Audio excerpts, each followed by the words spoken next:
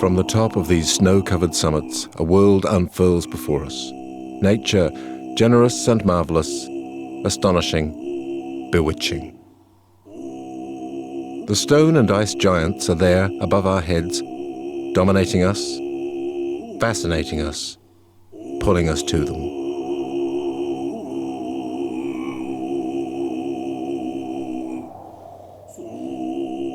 An incontestable natural barrier, an immense smoking pyramid. Here is Mount Everest, Sagarmatha, in the country that we call Nepal. Dawa Dachhiri Sherpa is considered today to be one of the best long-distance runners of his generation. A Nepalese national, he lives in Switzerland and has become a symbol of success in his country, as well as an icon of the world of European trail running.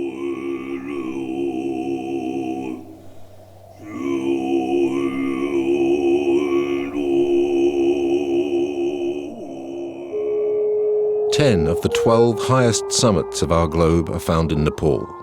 Squeezed between the two economic giants of India and China, the Nepalese population is made up of many ethnic groups. There are more than 30 different peoples.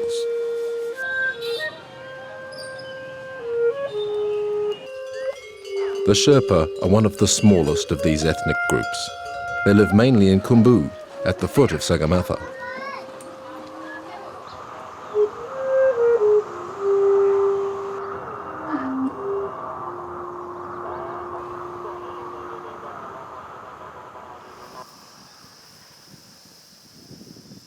Settled for 30 years in Nepal, Henry Sigare, a writer from Grenoble and Himalayan climber, lives in Kathmandu. He married a Sherpa woman from Pangbosh in Khumbu. He talks to us about this people, the Sherpas, that he knows so well. The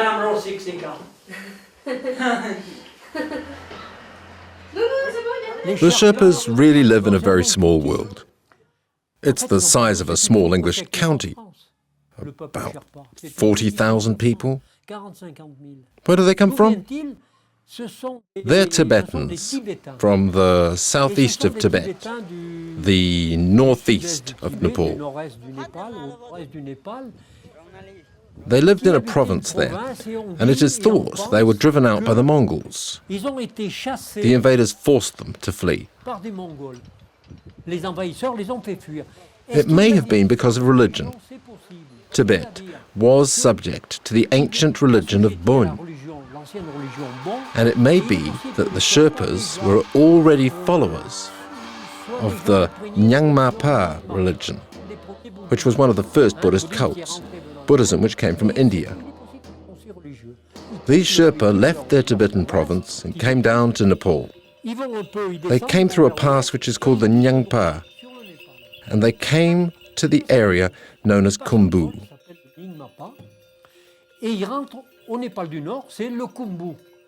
Khumbu is their region. It's made up of small valleys, which start about 3,500 meters up and rise towards the foot of Sagarmatha, Mount Everest.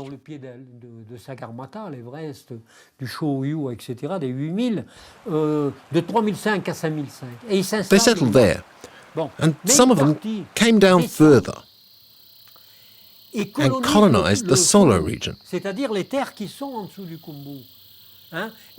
Everyone who came was looking for land which could be cultivated, as well as better temperatures than those in Khumbu. And when Solu was full, they settled in Khumbu.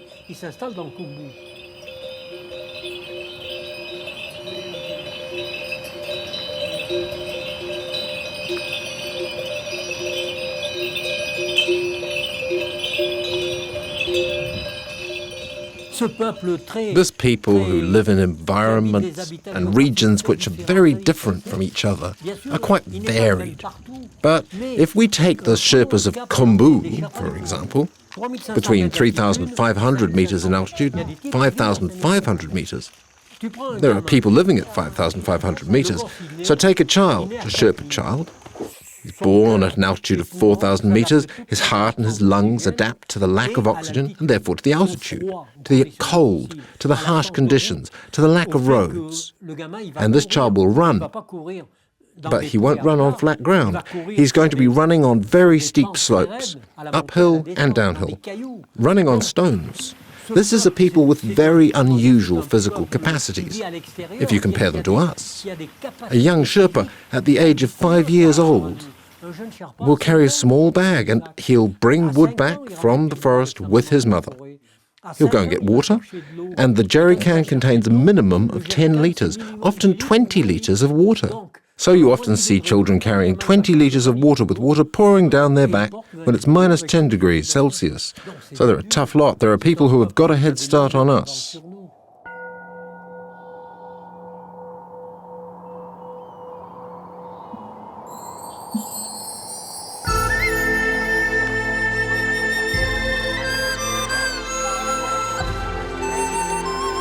We're at Swayan Bodhnath, an important Buddhist spiritual centre.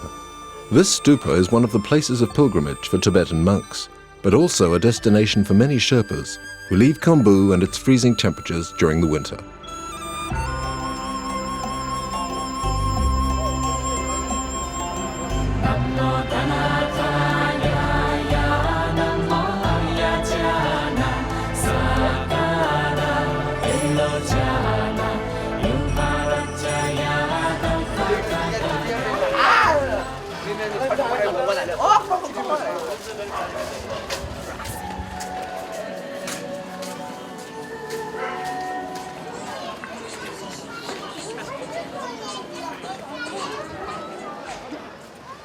At our feet is the city of Kathmandu, an oppressive and intriguing city that is sometimes spellbinding. This city now has more than 2 million inhabitants. Kathmandu is the religious and political capital of Nepal. Historically known as Kantapur, the Nuer were the first to settle in the valley of Kathmandu in the 11th century.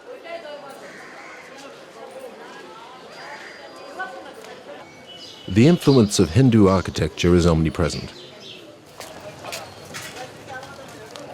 Nowadays, in Kathmandu, the Hindus and the Buddhists live side by side. The religions mingle, as if to better confront the poverty which is close by at every street corner. But the diversity of the Nepalese people is its greatest wealth. It is this tolerance between different peoples that has allowed the Sherpa to settle, to become integrated, and to develop.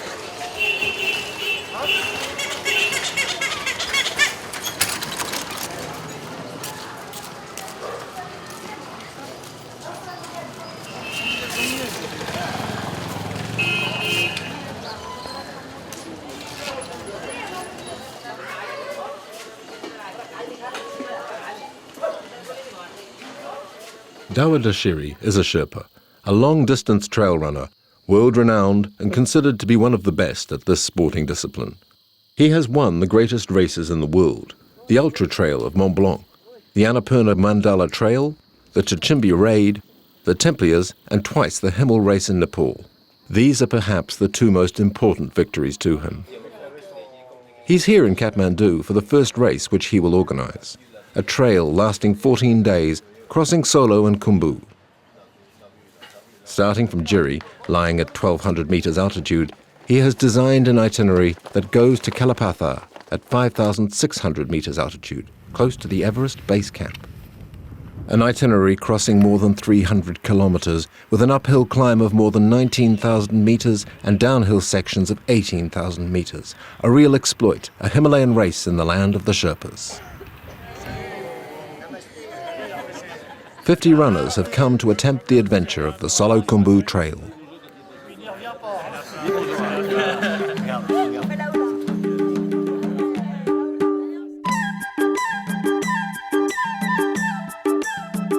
The Solu-Khumbu Trail will rapidly climb to high altitudes, approaching 5,600 meters.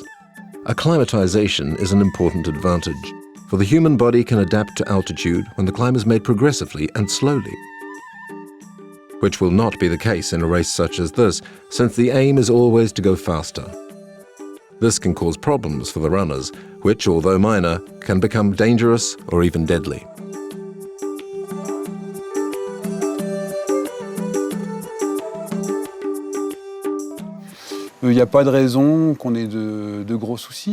There's no reason for any major problems except perhaps infections. People get bronchitis, they suffer from the altitude, and this leads to a problem directly related to the altitude, like the pulmonary or cerebral edema. It's always through a lack of oxygen, because the more you go up, the more the pressure drops, and the body has to make do with less oxygen. In the case of hypoxia, at first the body's cells start to swell, and then, in the second stage, they begin to burst. That's the simple explanation of mountain sickness. Liquids go to places that they shouldn't be in. A pulmonary edema is the presence of liquid in the lung, with the additional complication of inflammation. The exchange between the air in the lungs and the blood doesn't happen anymore. The first treatment for all these pathologies is to descend, either walking or in a hyperbaric chamber.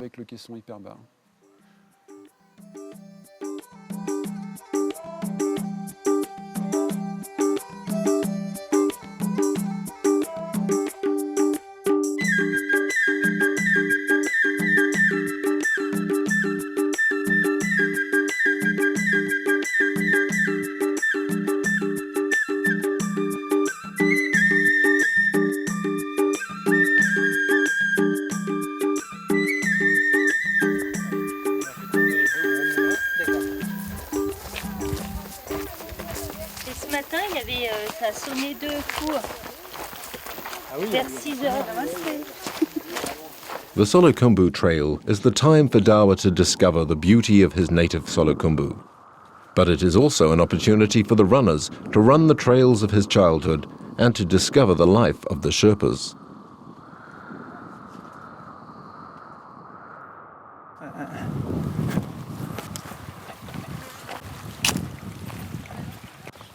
There.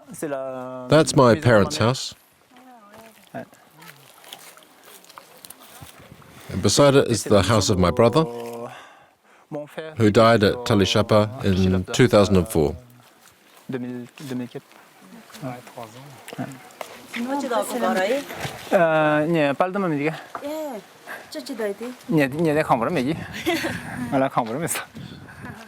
Dawa's cousins still live in the house of Kathmandu, and he is returning there after 6 years away.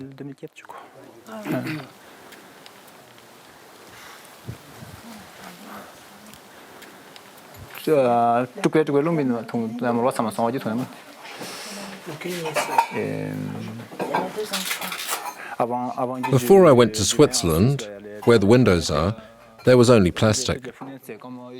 There wasn't any wood either. The walls were bare. There was wood outside, so I remade the windows. I saw shutters in Switzerland, in a chalet, that closed like this. I made these shutters, and like that you can fold them. I made this little cupboard too, but if I hadn't, there was just this sort of thing to put corn and wheat.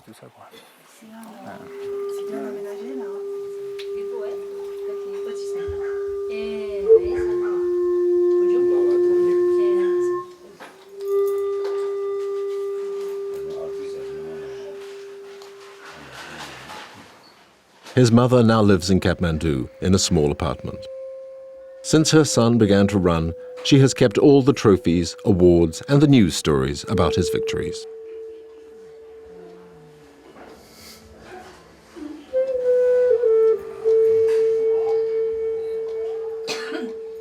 Nowadays, Dawa's brothers and sisters meet at Kathmandu for family gatherings.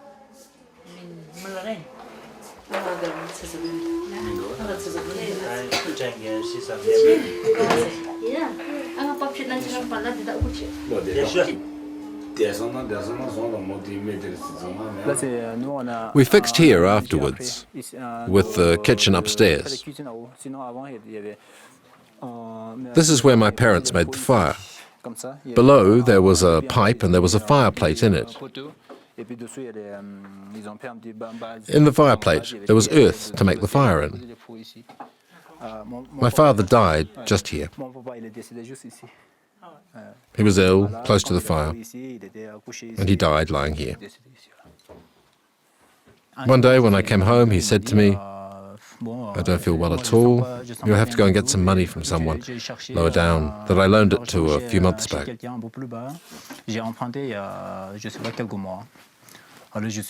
So I went off to get the money. It took some time because the person didn't have the money straight away. And when I got home, my father had died. My mother said to me afterwards, "Your father said at the end that if you wanted to, you could stay in the house."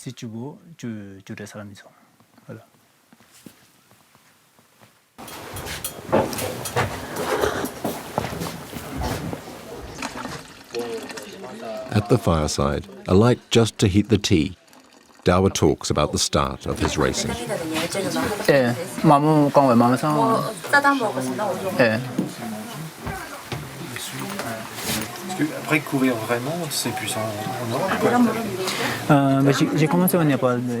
I started running in Nepal in 1994. I took part in the second Himalayan marathon. In the first one, I only made 3 stages. At the 4th stage, I got very sick and had to give up.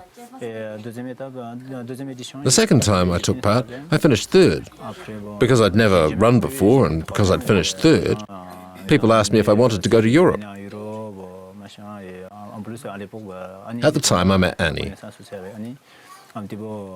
Thanks to Annie and other runners, I went to Switzerland. I spent 3 months there the first year, and then while running I made the acquaintance of the immigration police. The second year I stayed 6 months because they told me, "Since you're running, we'll give you a visa for 3 more months." So I stayed 6 months. The third year I stayed 9 months. I've been in Switzerland permanently since 1998.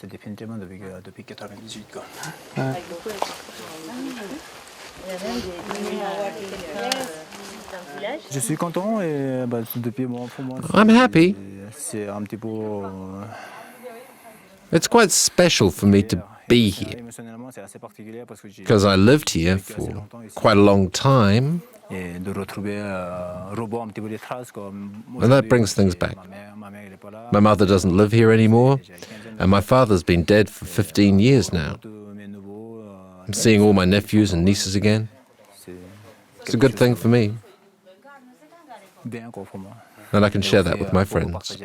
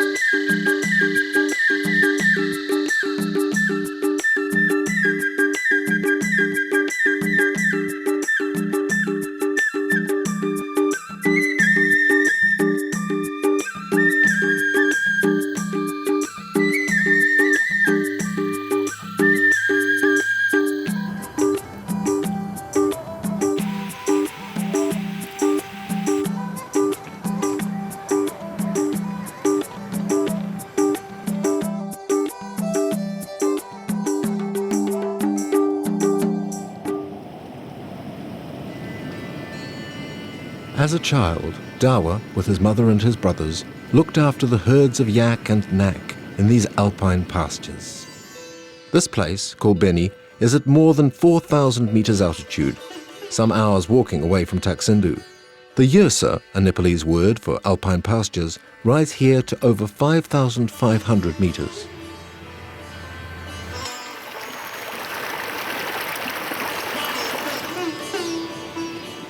It's in the memory of those summer months, spent watching the herds and carrying the milk, that the runners of the Solu-Khumbu trail crossed this untouched space, which remains uninhabited.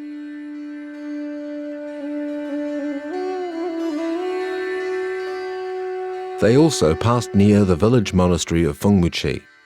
At a height of more than 3,800 meters, this monastery was an important place for Dawa.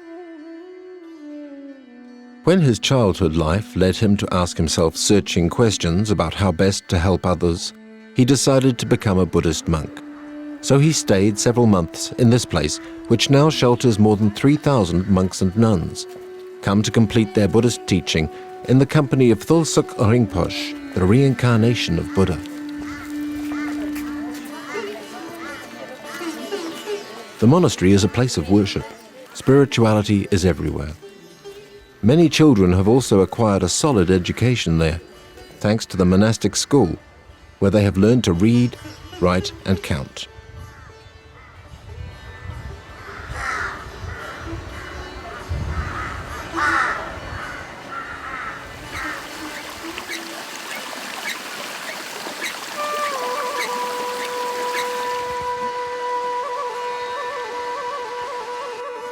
It was at the monastery of Kathmandu that Dawa became a monk. He stayed there for 5 years. This race is the opportunity for him to rediscover his childhood.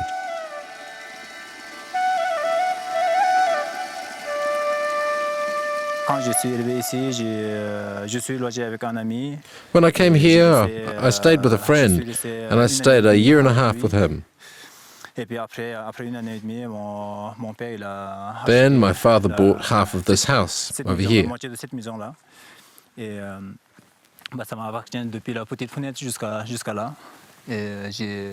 stayed here 3.5 years. Follow me and I'll show you around.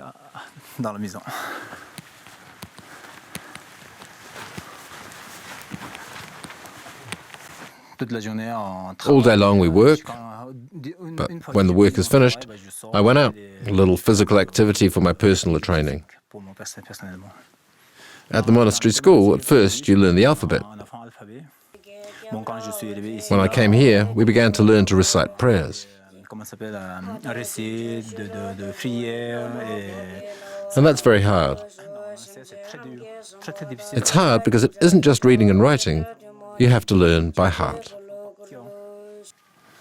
What I learned was respect for nature, respect for others, and self-respect. Then, later on, I learned prayers and stories.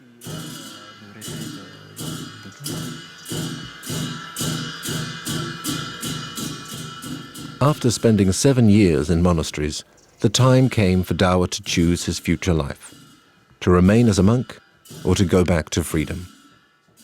I left for Kathmandu. From 1991 to 2001, that was already 10 years. 18 years. I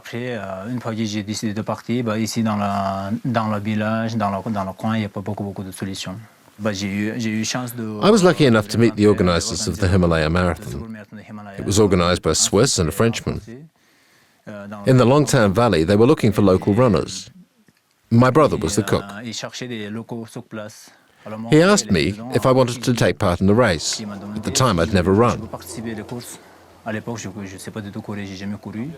I practiced martial arts and physical activities for my personal training.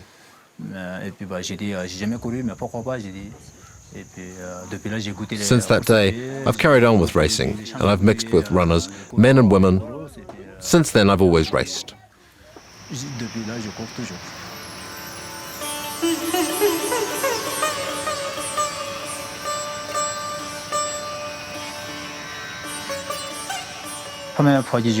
The first time I ran was in '94. I only finished 3 stages. I was very sick, and I ended up in a hyperbaric chamber and had to abandon the race. In '95, I finished 3rd, and I met my wife, Annie, and all my runner friends.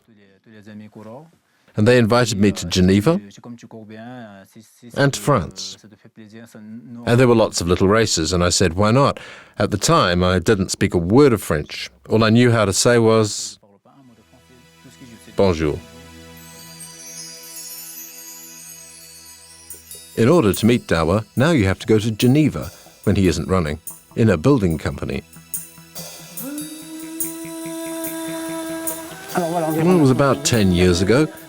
A business associate who knew Dawa and who had run with him in Nepal contacted me to introduce Dawa. In fact, I'd never heard of him. I had a meeting with him, and it went really well. Dawa's vision, something happened when he talked.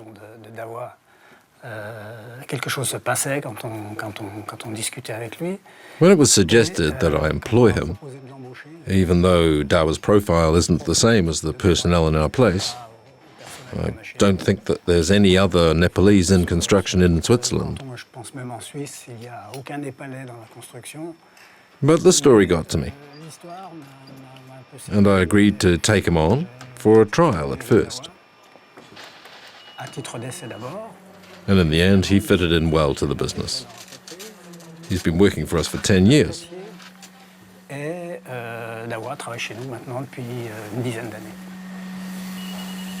He has a job as a mason, and his job involves renovation, boxing, and concreting.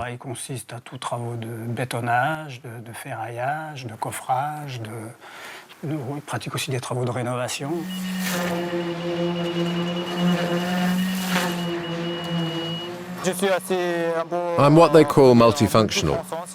I do a bit of everything. Boxing, unboxing, concreting. I give a helping hand with the concreting. Sometimes I work with an established team, and sometimes I'm independent. I give a hand here and there. I do a little bit of everything. Sometimes on the scaffolding, sometimes in renovation. I work occasionally with the civil engineers, putting up works, roads. If not that, then most of the time I'm working on buildings like this one, for construction.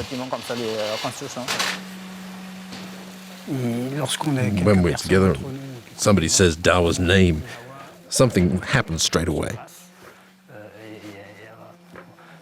It makes us happy. That's because of the positive image and the harmony that comes off his personality. Everyone likes to follow what he does.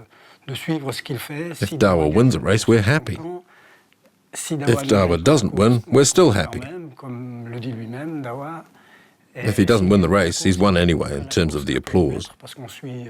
I've been at race finishes where it was complete craziness. Dawa, for our staff, means pleasure. He's a happiness machine.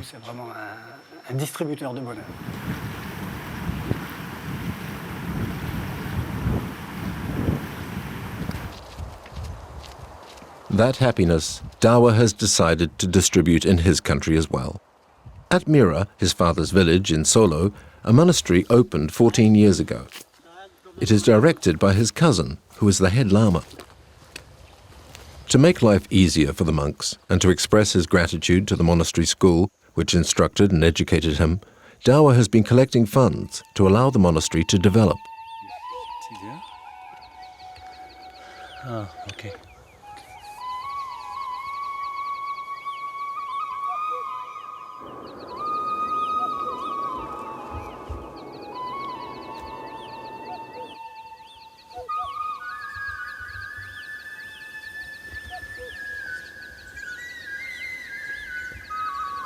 Don't come here.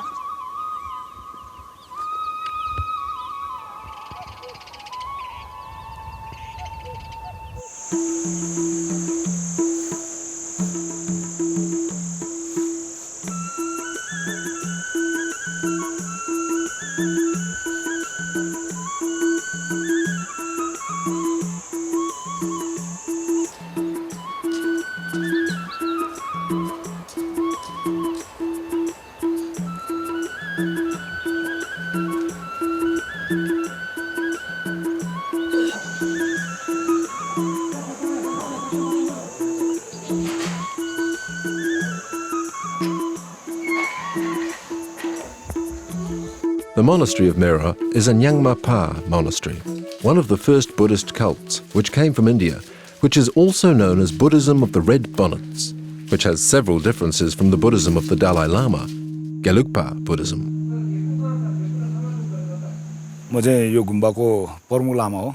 I have been the head Lama of the Mera Gompa for 14 years. I decided to become a monk because, when I was young, I wanted to help others.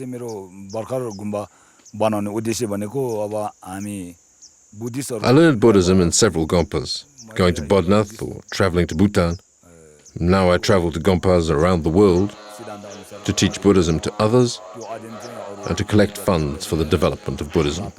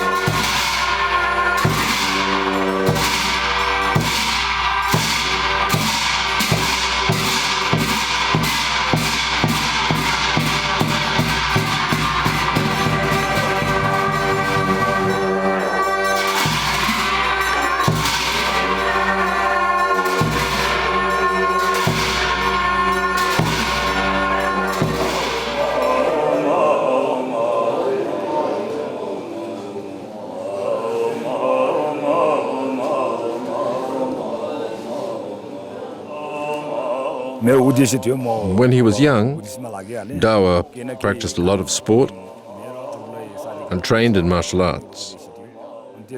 He often came to see me at the monastery, and we talked a lot about Buddhism.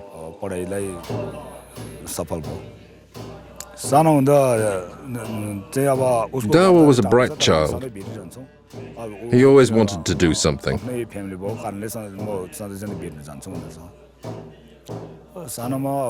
He wasn't sad, rather joyful and good.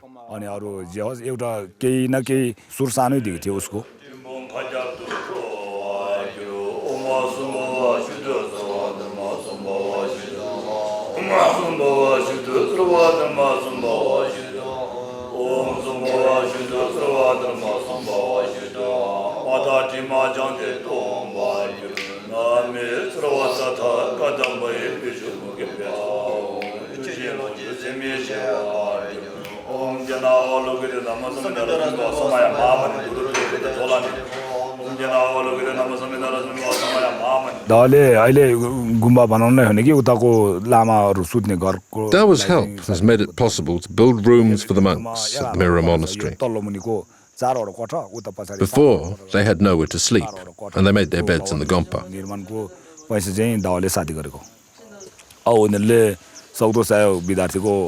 Dawa's help has led to the construction of a school and a refectory.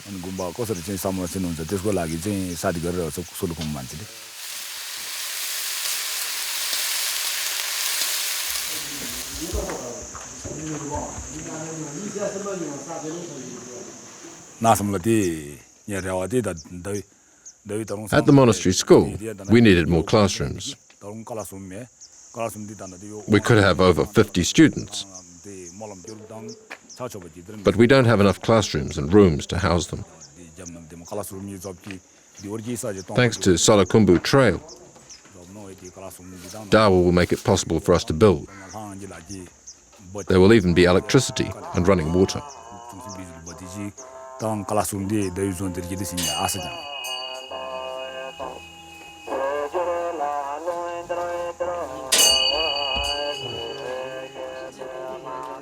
The Solu-Khumbu Trail has permitted Dawa to raise sufficient funds to pay for the work essential to the smooth running of monastery life and of the monastery school.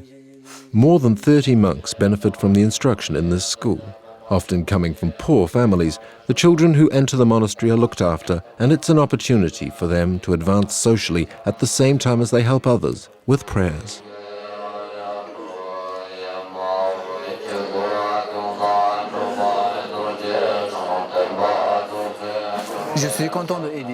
I'm happy to help. Somehow I think it's not an error. It's not pride. I'm proud to be in good health. Even if I don't have much, I try to share that with people who have nothing at all. And about that, I'm proud. If I'm able to, I'll do as much as I can to help under all conditions. It's not simply because it's the Sherpa people. It's not simply because it's my family. But if I can, I will try to help everyone, there wherever I am.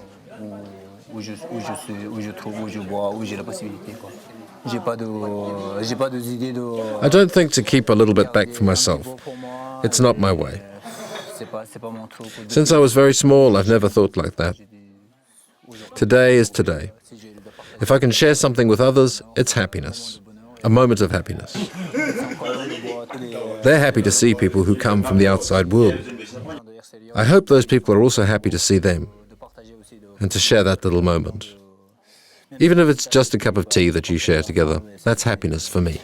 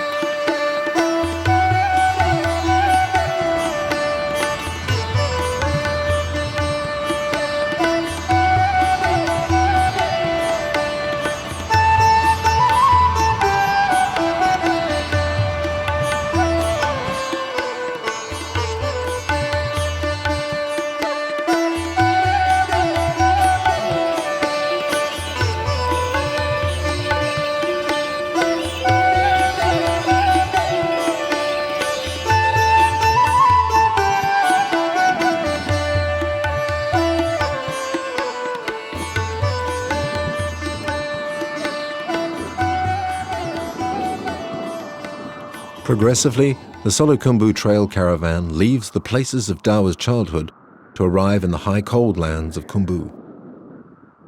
Khumjung is the old regional capital of Khumbu at 3,900 meters altitude, at the foot of the sacred mountain of Khumba Ila.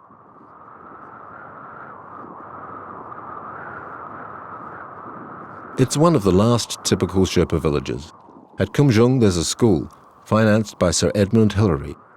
In 1953, the conqueror of Everest. He undertook the construction of this school to give the children an education which was quite different from that given in the monastery school. The children learn Nepalese, maths, geography, and especially English.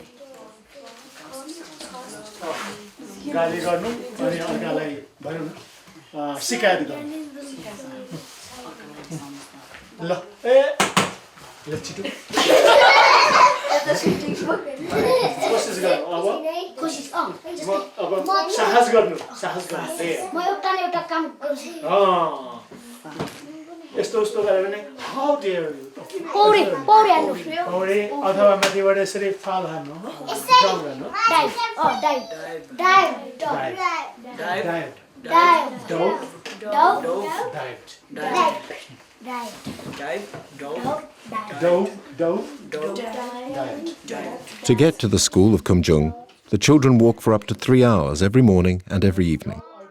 Lessons start at 9 o'clock and finish at 5 o'clock. Family. Skydiving, skydiving.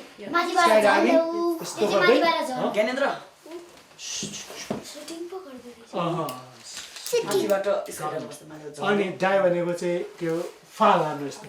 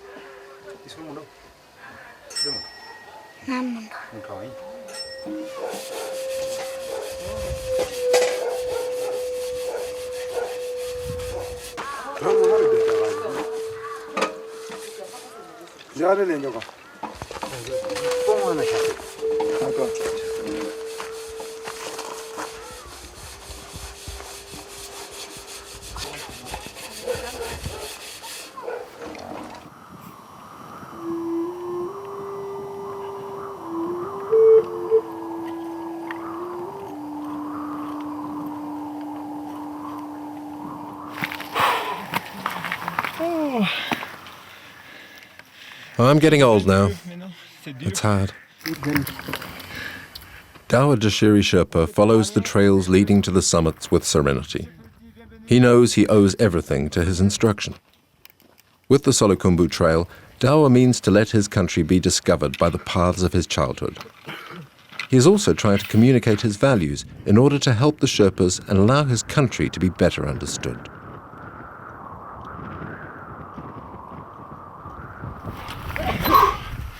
Je serais pas remonté pour rien. Allez, mon ami Daniel. C'est un grand moment. Merci d'avoir. Bienvenue. Sans toi, je serais pas là. Allez. Allez. D'une façon générale, on soutient Dawa dans son... Generally, we support Dawa in his racing, and more especially in the organization of this first race in his country. He really knew how to convince us when he suggested this project, which involves the runners.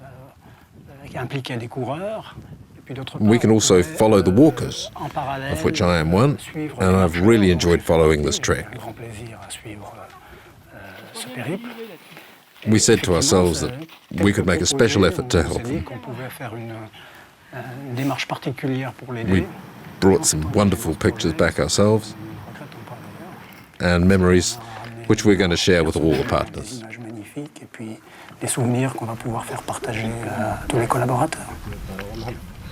Bienvenue tout le monde encore le potage. Merci Dawa. Merci.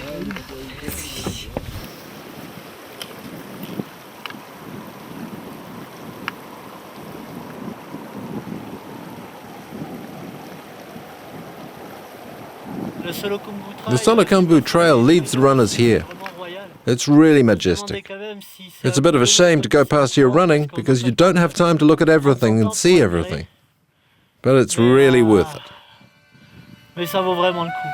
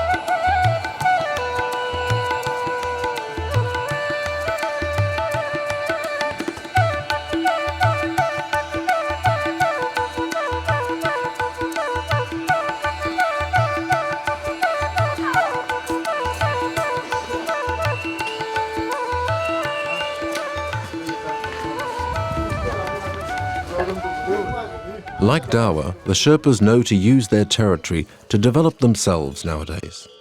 They're changing naturally, trying to become responsible for their land's development, Khumbu, to be able to finally leave an often difficult life behind. Ils veulent sortir de leur misère parce qu'ils ont vécu. They want to leave their poverty behind because they have lived like animals. 20 years ago, when I was living in Khumbu, it was like watching animals. Ma belle-mère et mon beau, ils vivaient comme des animaux.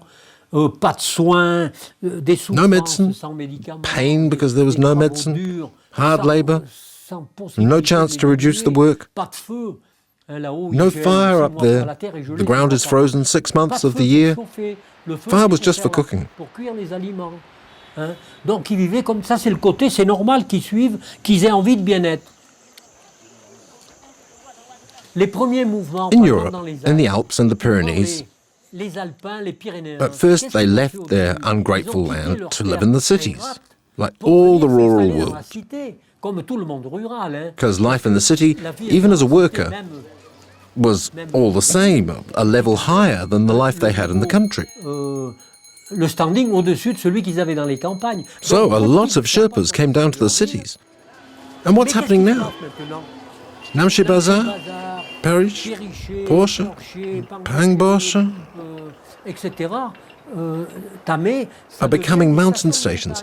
The Sherpas realize that they can earn money, that they can live well in these mountains. And once again, we see people coming to settle in these mountains, which had been deserted. It's the same phenomenon as in the alpine pastures for us. The pastures, that was 2 or 3 times in summer for the cows. And now there are ski stations. For example, Dingbosch used to have 10 inhabitants, and now there are 50 lodges. It's the same phenomenon as in the Alps. It's quite funny. C'est le même phénomène que dans les Alpes, c'est assez amusant. L'autre aspect, c'est que the other aspect of this is that they go past the bare essentials and imitate us. They're always going to want more. For example, my neighbor has a 4-litre crock, so I want one that holds 5 litres. You can ask yourself where all this will lead.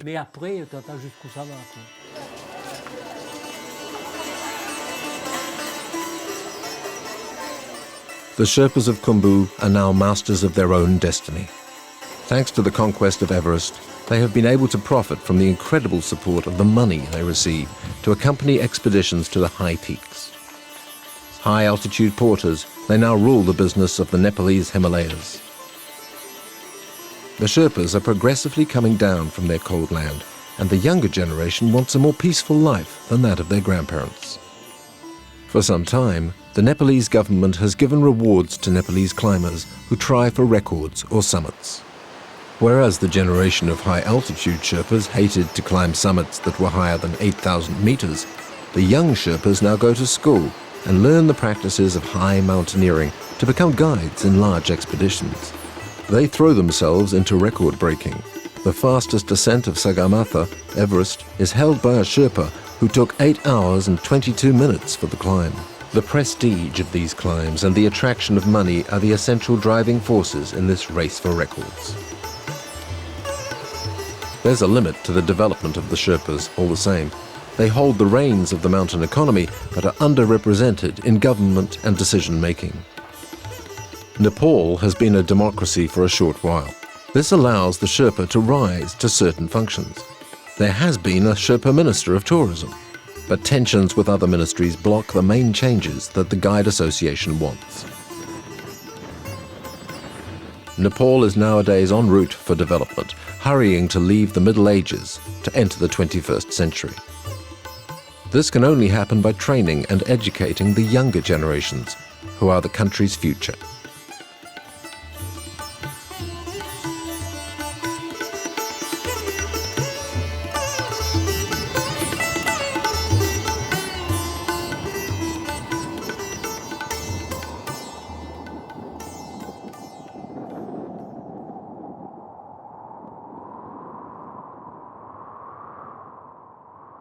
Like all Sherpas, Dawa Dachhiri is changing to reach a better state of being.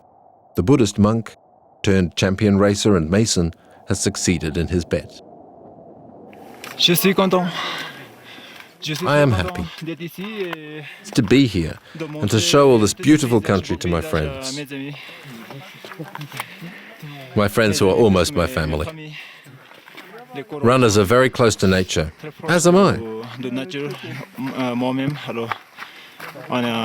There is a very strong relationship between nature and runners.